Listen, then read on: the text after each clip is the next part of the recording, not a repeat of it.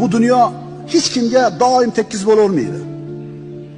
Bir tekis bo'ladi, bir qiyshayadi, bir chuqur bo'ladi, bir tekis bo'ladi. Alloh taolo shunday bo'lishini xohladi.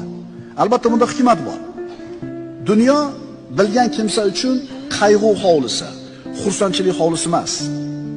Chunki dunyoga nimaga kelganligini inson bilsa, qiyomatda hisob-kitob borligini bilsa, dunyoda qayg'u bilan yashaydi. Imtihondan o'ta olarmikin men? Qilayotgan amallarim to'g'ri bo'larmikin? Chunki o'lim, birodarlar, hamma narsani ketkizadi. Boylikni ketkizadi, mansabni ketkizadi, chiroyni ketkizadi. Kim buni anglagan bo'lsa, kengchiligi uchun xursand bo'lmaydi, shiddati uchun mahzun bo'lmaydi. Ogoh bo'linglar, albatta Alloh dunyoni imtihon hovlisi qilib yaratgan. Oxiratni esa mukofot hovlisi qildi.